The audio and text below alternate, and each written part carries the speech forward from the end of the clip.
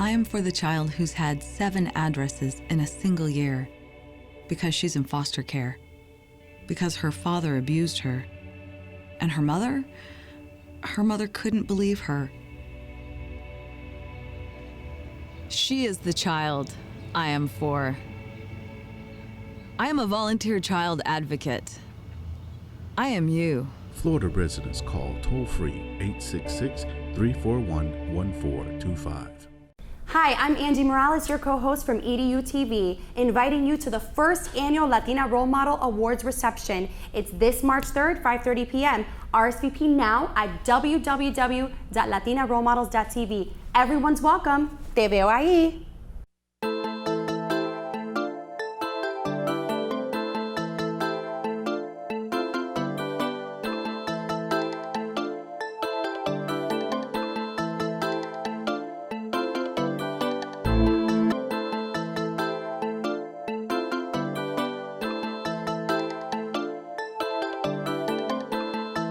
Good evening. Welcome to another edition of EduTV. I'm your host, Greg Perkins, and we have a recurring guest. She's a very interesting young lady, and she has her husband with her today.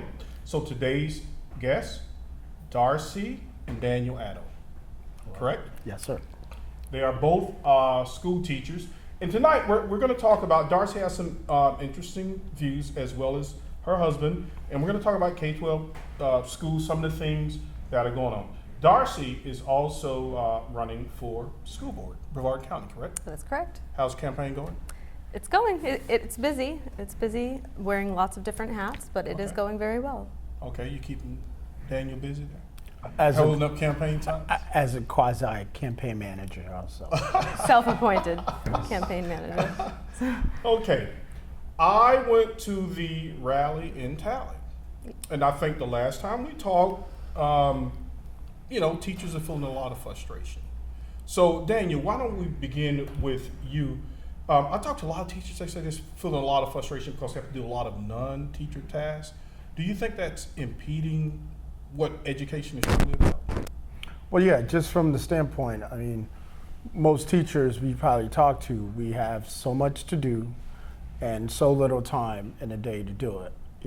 We're along with teaching responsibilities, there's grading, planning, and I think it really hit the pulp in the last couple of years when the second planning period was taken away from the teachers instead of having 2 planning periods. Okay. A lot of teachers now have 1, and we're still expected to do the same amount of time work in that little bit amount of time. And it's even worse if you are a sponsor of a club, a coach, and you're doing some type of extracurricular activity also. Very taxing on your time. And I think the expectations keep going higher and higher and higher, but the compensation and the time to plan and get everything up keeps getting lesser and lesser and lesser. Sure. Because, I talk to a lot of teachers, and man, sometimes they don't get to bed until 8 or 9 at night. And I imagine that must be a big strain on teachers, being that you guys are both teachers. That you find that interferes too much with family time? Or? It is a strain. I think at a certain point, teachers have to get to the place collectively, because things only work when you make collective decisions, where you collectively decide to work the contract. We saw that happen in Volusia County last year. The union in Volusia County decided that they were going to work the contract, which meant that they suspended after-school activities. There were no... Now, what does that mean exactly, work the contract? Are you saying stick specifically to what's stated in the contract and teachers not being as willing to give their free time? They did not give their free time. They canceled field trips. Oh, wow. They didn't stay after hours. They didn't come before school. They worked their contract, and nothing more, nothing less. And I think it sends a strong collective message when teachers do that, because it shows how much more we do. And I think sometimes we get to the place where we go, well, teachers, they just do that. Teachers just spend their own money. They just, work 12-hour days. They just buy things out of their own, salary to furnish the classroom. And unless we go, why? That's not reason. What other profession does that? But if one person does it, you're kind of a rebel. you know, and collectively, if a whole district does it, you go, wow, wake up. What are we doing to the people that we're entrusting our children with? And I think if on an even larger scale we do that, then we could really send a message. In order to make the necessary changes to really, because I think a lot of times in all this political debate, the kids get lost, right? Of course. We're here to educate the kids. We want the kids to do well.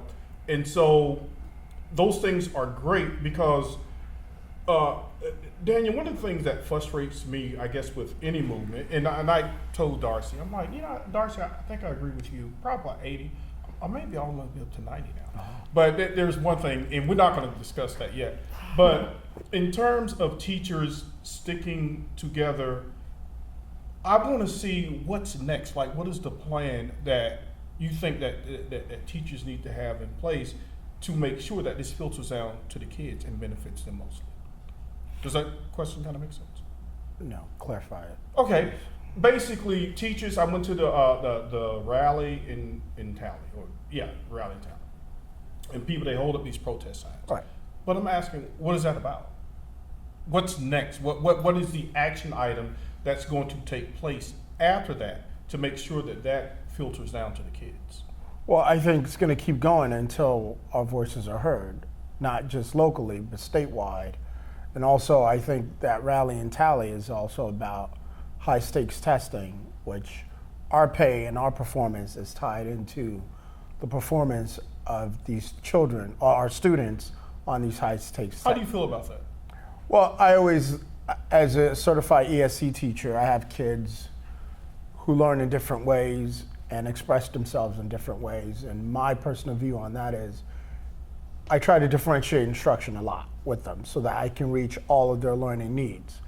Now, if we're gonna differentiate instruction or we're gonna teach to them, some of them are visual learners, kinesthetic learners, auditory learners, why are we gonna test them in that one way? Why can't we test them in different ways to show that, hey, they're creative enough and they understand the concepts we're trying to teach them or the standards that we're teaching them. However, it doesn't necessarily have to be pen and pencil, reading or writing. But do you think that teacher pay or bonus, which is probably not a whole lot of money, because there never seems to be enough money to pay teachers, and I think teachers should be paid more money. Right. But how do you feel about student assessment testing being tied to Well, like teacher pay? I'm for assessment if it forms or makes a decision about instruction. Now, our biggest issue is a lot of these assessments are driving instruction, but we don't get to see the reality or the scores of it back to say, hey, for example, if my son takes a test and then the teacher grades the test and say he got this wrong or he got this wrong, it tells the teacher and him that, hey, he's weak in this area, this is what he needs to fix. However, on the state level wide, we don't get that feedback instantaneously. In a timely manner. Correct. And not only just that too, we don't get a chance to realize that, hey, what standards are we hitting? What are we reaching the kids? What are they lacking? Where are they deficient? Most of the time we get these scores back once they're out of our classroom. And it's not even just that we don't get it back in a timely manner. We don't get the tests back at all. We get back data points, Right. but we have a statute that protects the tests from being released to us. It's confidentiality of assessment instruments. It is written in law. But what's behind that? I mean, what? Well, it's kind of defeat the purpose, isn't it? right, exactly. As we talked about before, last time, it's really about greed and privatization is my position, and I won't be redundant and talk about that again. But until we remove that statutory requirement that protects those assessments from being released to teachers and parents, really, we can't really have substantive assessment that informs instruction.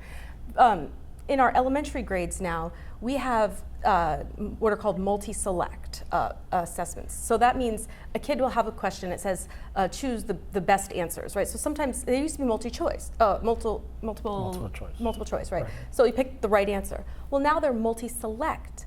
There could be 3 right answers. Well, if a kid chooses 2 of the 3 right answers, that is wrong. Well, that doesn't mean that the kid doesn't know the standard, but they got it wrong. Now, I want to see that test to know, does my child actually know how to do the math problem? And did he just choose 2 of the 3 right answers, or does he not know it at all? the confidentiality of online assessment or of assessment instruments statute prevents me and the classroom teacher from seeing that. So we have such a large problem that it's bigger than just, well, we don't get it back in a timely manner. We don't get to see it at all. Okay, but I think now, correct me if I'm wrong, it seems to me that your voices are starting to be heard. I agree. Did you The hear? superintendent- Well, you know, Pam Stewart, Oh. she didn't go with the, okay, I thought Darcey, you she were- did not, okay, no, she didn't go with the more, I guess, strict grading requirements. But, and I know that you're not a big proponent of grading schools at all, okay, which is fine. But it seems like they're starting to hear you guys slowly, right? No, who is hearing us are people like Representative Mark Pafford, who's the House Minority Leader. He's hearing us. He is somebody who said, after the governor's State of the State address, he said he encourages parents to hear the voice of the opt-out movement, do the research, and he supports Oh, you parents said the old word, so we're gonna talk about it. opt out. You well, went there. if Let's do you it. want to talk about being heard, he's somebody who is hearing us, because as controversial as opting out once was, we now have elected officials who are saying what we are doing is in assessment is so far in the realm of crazy that we have people in the Florida House who are saying, you know what, parents, do your research. And he stood there and looked at the camera and said, I support parents who are making that bold decision. Okay, I see Daniel there shaking his head. So, opt out. You're pro, you support opt out. Personally, as a parent, Yes. yes, Okay. for my children. And a lot of parents that I've talked to and outside the classroom, there's this notion of it's going to hurt the school's grade. It's going to be, it's going to be detrimental to the school. Or some, I've even heard to the point where they're saying the school's not going to get funding because the kids are not taking the test, which is all not true at all. So, yes, they do. What's the category, Darcey? In our If the school codes everything as it ought to, the kid receives an NR2. It means they didn't meet the attemptedness for the test. Essentially what they're doing is they're sending back a blank test. It is an act of civil disobedience. It's a choice that you make when you believe that what is happening is unjust. Can I support some of you guys' policies without saying that? You can do whatever you choose, as we do. Because I want to know how we can all work together for the good of the kids. See, one of the because things, it's the kids, yeah, right? well, one of the things that I don't think was well articulated last time is this. Opting out for me as a parent and as an educator is not a goal. It is a last resort. You have to understand, this is not something I woke up and said, I want to send my 7 and 8-year-old children to school to have them sit there and stare at a test and send back blank tests. It is a last resort after years of lobbying my elected officials and after this is my 14th year teaching, and knowing that what we are doing in our classrooms is educational malpractice and doing everything that I know how to do within the political... Specifically, what's education about? Specific- Over-testing?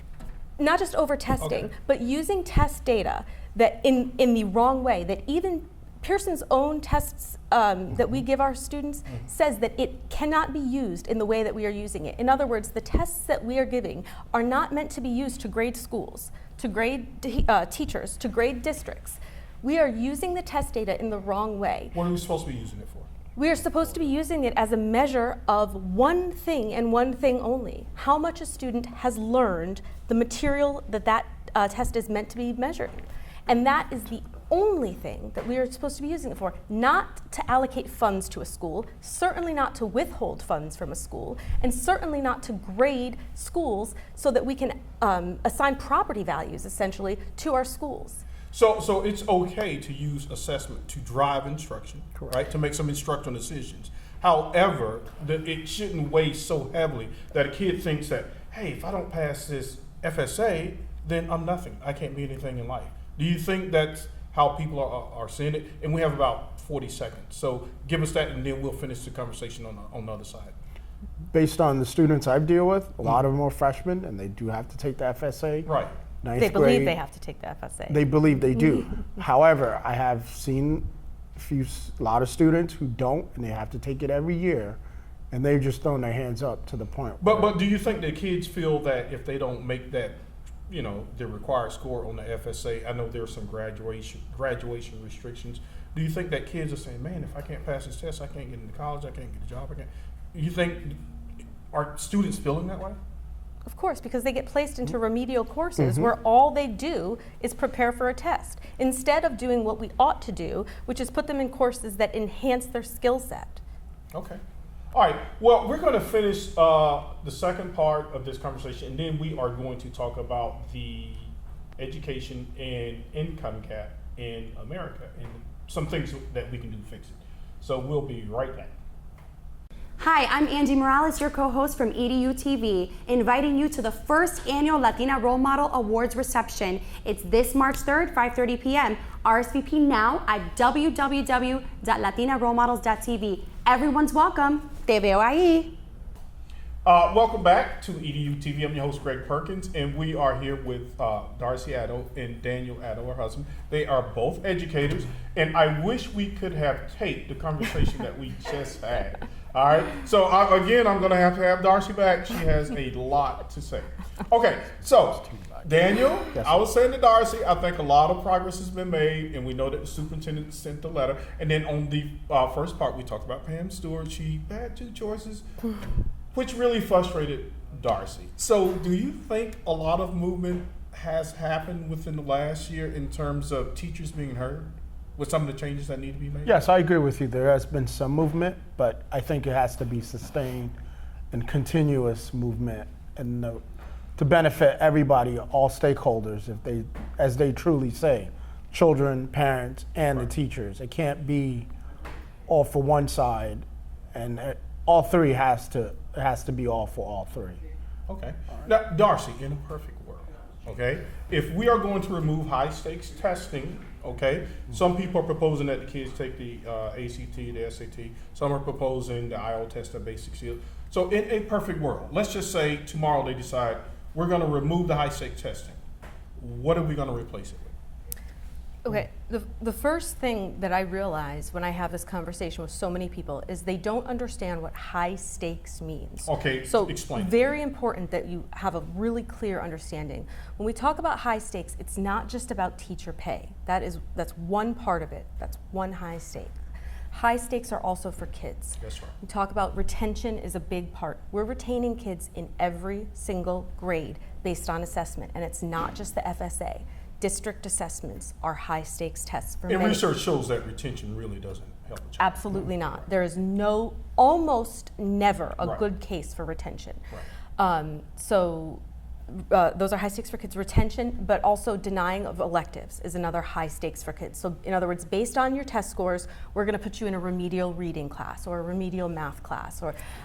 So those are high stakes. High stakes for districts, meaning we are going to make you start earlier, or we're going to make you lengthen your day, or we're going to make you have a extended reading block, things like that. And probably most importantly and most punitive is denying funding for districts, taking away money for schools because of test grades. Now, when we talk about, I know we're going to talk about the income gap. Typically, our lowest performing schools on assessments are schools of children who live in poverty. So if you're going to tie high stakes testing to funding, it is exacerbating the problem. So kids who come to school less ready to learn obviously are less likely to perform well on testing because either they don't grow up in a print-rich environment, they don't have families who read to them. There are lots of reasons. So give me a couple of your proposals, though. If we're going to take that, Well, the FSA, and so not let kids graduate, that give me a couple we of your have proposals. an understanding of all of the high stakes. All of those things are unacceptable, especially funding, denying funding. So don't deny funding based on. Don't do bad any of system. those Okay. things You based just on- keep the funding the same. Okay. Yes, okay.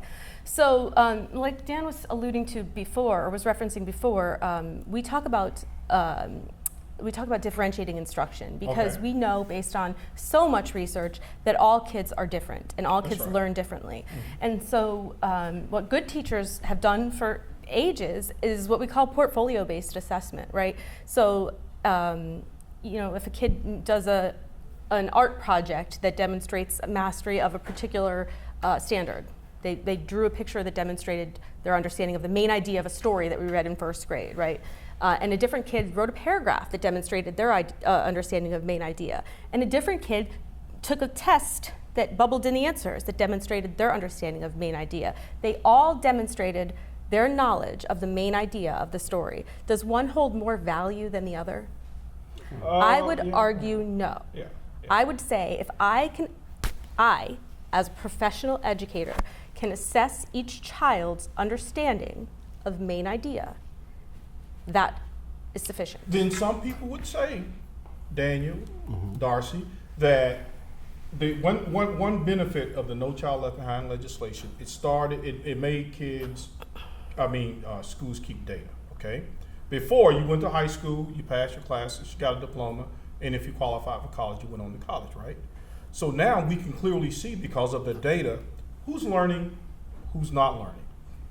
So is it right that one group of kids, let me finish my question, one group of kids excel while another group of kids continually stay here at the bottom? Would we have known this if we didn't have No Child Left Behind legislation? Daniel, then you, Darcey. Yeah, but we would have known this, but here's the thing, and here's the key where a lot of people overlook and don't see why. The question is why. Why are this group of kids doing better than this group of kids? Okay. And like she's alluded to, it's poverty gap. I'm great and thankful for the data which lets us look at. For example, the high performing schools. I always break it down, we all break it down as both educators. We want to look at, okay, in every school that's high performing or low performing, the biggest indicator of poverty is the free and reduced lunch. What section or how much of their population receives free and reduced lunch? And unfortunately, the data has shown that the schools with the lowest free and reduced lunch are the ones who do well. The schools with the highest rates of free and reduced lunch are the ones that don't do well at all. That's right. And so now Would we have known that if we didn't have the data? I don't know. But I mean, that is good, but what do we do with the data? Okay. If we're just using the data to say, hey, Come up with better teaching. No. It's we just- shouldn't use it. That's what we do right now. But we shouldn't. Agreed. We should use that data to help say, okay, why are these kids down here, and what are we going to do about it? But how Go ahead, Darcey. since the inception of No Child Left Behind, how have we done anything well, 16 to- years ago. to improve the outcomes for those students? Right. Well, the data shows that things are pretty much kind of stayed the same. Okay. All right. So with that. So let's keep doing more of that. No, Darcey, you and I, we're going to get on the same page. If I got to have you back here 21 times. Okay. So we know the data, right? Right. So now we got to fix this problem. Correct. Okay. Now, I, as an African American male, this is so frustrating to me. And I know slavery, and there are some long-lasting effects of slavery, but it frustrates me now that even at the Title I schools, because some of them receive more money than an average school would because of the Title I dollars, they get the extra money and the scores are the same. That is frustrating And me. Help me out here, Darcey. so we were just talking about this on the way over. I just read this brand new research that was just published the 18th of January. There was a study about identification of giftedness among Black students. And it was really interesting, and you might think I'm going to go off on a tangent, and I'm not. No. Okay. I'm just as frustrated as you are about this problem. If I don't get there, circle me back to your Title I question. All variables remaining constant, gifted students are disproportionately represented in gifted student programs, right? Right. Because gifted students are, I think it's 6 times less likely to be identified by non-Black teachers. So Black children are not represented in gifted programs. So what do we have? We have a shortage of Black teachers. At least in Florida, in our district, we have a shortage of Black teachers. And what the study was showing was that non-Black teachers are less likely to identify gifted learners, even with their standardized test scores being identical to their non-Black peers. And test scores are always, they're not always an indication of gifted, right? No, because people probably say Lil Wayne and Biggie Smalls were not gifted people. Well, no, but actually that was the point he brought up. But we're talking reading and math scores. Right. So identical reading and math scores. Non-Black students are identified, I believe it was 6 times more frequently by their white teachers as potential gifted candidates, okay? So the point here is gifted students in gifted student programs have better outcomes, right? It's just a fact. They're more likely to graduate, all of these things. Yes. But our teachers are not identifying our black students as candidates for potential gifted student programs. I'm going to give you that. What role as African Americans do we play for the responsibility? Because look, hear me out. We have to have some responsibility, Darcey. Pause. Because I see buses, they pick the kids up. You come to the air-conditioned building, pay professional teachers, right? Okay. They're little kids. Okay. I'm like, okay. But what I'm saying is that at what point do we bear some of this responsibility? Do we need to create centers to better educate parents that don't know this stuff? Greg, but here's the thing too. If you're talking about inner city, poverty cuts across all racial lines. That is correct. We're talking about poverty kids in Appalachia, That's West correct. Virginia. I agree. That's right. In the coal mines That's over right. there. And it's poverty is poverty regardless of where, color, class, regardless of race. It's still poverty. I agree. The point is, what we've been doing as a nation since No Child Left Behind is trying to throw money at the wrong area of it. For example, West Virginia, New York, where I'm from, and other places, when the iPad came out, they wanted to throw iPads with the students. The point is, why are they getting iPads when we don't meet their basic needs? We have hungry students that come into school, they don't have meals, they're starving, you can hear their bellies grumbling, they're not ready to learn. Okay. They're not ready to learn. But here's the thing, and I'm making a bigger point as far as you saying, nationally wise, the money is being thrown at, but in the wrong places. It shouldn't be going towards iPads Computer when programs. the kids' basic needs are not being met. And you say, yes, we bear responsibility, but Some, not all, some. it's no fault of these children. Oh, I agree. I think as a society, not just the parents. I mean, I've known parents who work 2 jobs just to make ends meet. Yes, they're not there most of the time. That's why we, as a society, as teachers, we have to step in and say, okay, look, we have school breakfast. School breakfast, you come in on time, but what about those kids who don't come in on time? But with the data, we do have a better handle on what kids know and don't know. But And I'm going to give you the rest of the The time. You bigger have about a issue minute and is 30 seconds. if you're trying to look at education, public education, to be the panacea, to fix all social ills, it's not going to happen. And if we're looking at it as the step in the right direction, then the only way that we're going to do that is to look at what data and research tells us. And one thing that we do know from No Child Left Behind is that 16 years of doing the same thing and not getting better outcomes means that we need to do something else. Okay, tell me what do we need to do? Because I want to assist in any way that I can. Because I really want to see some positive change. I'll give a start. The number one thing we need to do is stop providing the data that we're using to punish our lowest performing schools. Okay. That's the number one thing that we need to do. Stop the cycle of test and punishment by stop taking the test. That's number one. That's a no-brainer. I have number 2. Go ahead, number Number two. 2, since we as educators and we spend majority of the time with these kids, why not build a school, like a community school? In New York, everything was at the school. For example, pantries for food, doctors. See, I like that. I like that. A community, but It's more all community there schools, at okay. the school since Okay. most of their time is spent there, and that's what, go ahead. And number 3, because I know you're short on time, is Dan was talking about not throwing money at the problem. Instead, financially, resources need to be with our financial resources need to go more one-on-one student to teacher instruction. To look at the individual. Absolutely. Oh, okay. Folks, we have run out of time. I'm definitely going to have Darcey back. Because, guys, I'm interested in solving this problem. I don't want to blame people. I just want to help fix it so that we can have more kids that are benefiting from the educational system, okay? All right, folks, thank you for joining us for another edition of EduTV. Good night.